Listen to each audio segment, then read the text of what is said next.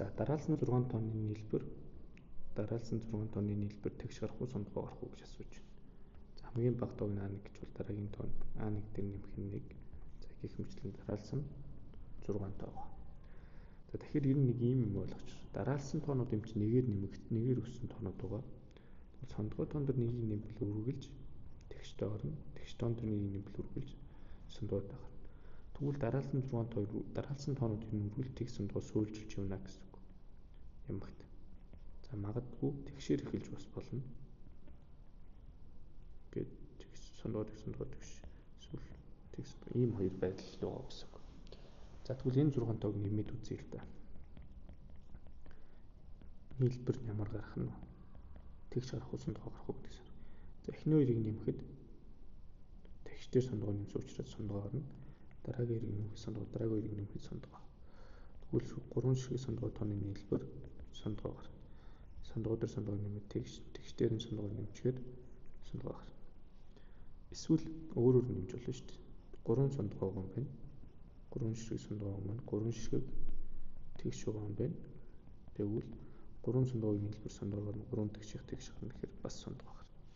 Тэрний дараалсан 6 тоо ямар ч дараалсан 6 тооны хувьд бол нийлбэр үргэлж сондгоо гарах юм. Ер нь дараалсан тэгш тооны нийлбэр бол сондгоо гарна. Дараалсан сондгоо тооны нийлбэр бол сондгоо ширхэг тооны нийлбэр бол тэгш гарна гэж хэлж бас болох байна. За бодлого 4. За бодлого 4 дээр болохоор ийм бодлого авъя. Шатрын хөлөг төр морь за тэрийг болчих. Далан шагаа бай. Далан шагаа. 7 хүүхдэд тэнцүү хувааж өгч болох уу гинэ. За далан шагааг хүүхэд бүрт сондгоо тооны шагаа байхаар 7 хүүхдэд тэнцүү хувааж болох гинэ. За нэгсэндээ хүүхэд болгонд сондгоо. Одоо А хүүхэд, Б хүүхэд, З хүүхэд, Д хүүхэд, F хэд болчих 6 G гэж. Хүүхэд болгонд сондгоо тооны байхаар тэнцүү хувааж өгч болох уу гинэ тоо. Тэгвэл хүүхэд болгонд сондгоо тооны юм хүүхдэд дуу шахааны нийлбэр нь ямар байх вэ? Сондгоо тоонууд нийлбэр ямар байх вэ гэж хэлчихье л дээ. Сондгоо тоог 7 удаа нэмэхээр за эхний хоёр нь тэгш байж болно. Энэ хоёр тэгш гарна. Энэ хоёр тэгш гарна гэдэг чинь 3 тэгшээр нэмдэг нь 1 сондгоо гэдэг чинь энэ хэрэг үргэлж хоёр тэгшийн нийлбэр тэгш сондгоо гэдэг чинь энэ үргэлж ямар гарах юм бэ гэхээр эцээд сондгоо гарч байгаа байхгүй.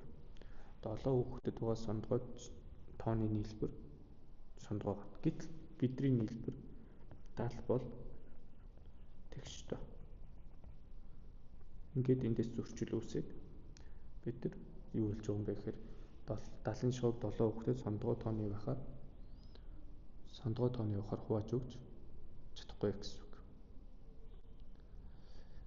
За дараагийнхны бодлого.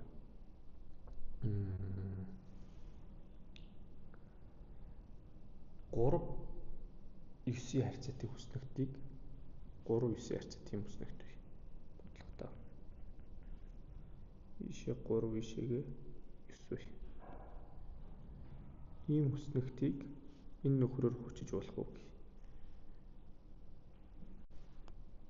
За энэ нөхрөөр хүчиж болох уу гэх. За тэгвэл хүснэгтийн маань нүдний тоо нь хэд юм бэ гэдгийг ярьж хэрэгтэй. Хүснэгтийн нүдний тоо бол 3 9 дэм чинь 3 9 27 нүдтэй.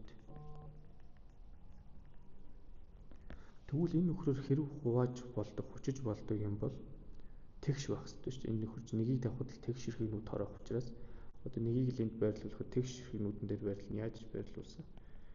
Тийм ээ.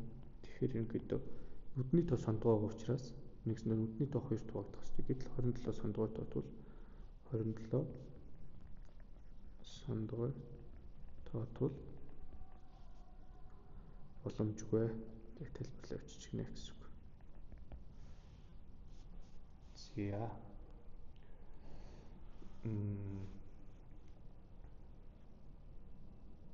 дистралсан 46 тоог нийлбэр нь тэнцүү байх хоёр хэсэгт хувааж болох уу гинэ. За бодлого 6-ны бодлого. Дистралсан 46 тоо. тэрийг нийлбэрийн тэнцүү 2 хэсэгт хувааж болох уу гэдэг асуулт.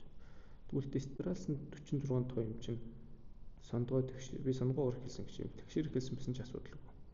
Сондгой тэгш ингээд ээлжлээ явсан байгаа гэсэн. Тэгэхээр энэ дотор хэдэн тэгш хэдэн сондгой байгаа гэдэг асуудал яригдана гэсэн. Тэгэхээр энэ дотор 23 ширхэг, сондгой 23 ширхэг тэгш байгаа. Тэгшэндээ 46-ыг хагасан тэгш хагасан сондгой тоо. Гэтэл 23 сондгой тоог нэмэхэд ямагт сондгой гарна 23 тэгш тооны тэгш гарна гэтэл нийлбэр эцсийн нийлбэр сондгой гарах. Тэгвэл сондгой тоог 2 тэнцүү хувааж болохгүй учраас энэ бодлого дараалсан 46 тоог 2 тэнцүү хэсэгт хувааж болохгүй нэ гэж хэлж болох нэ.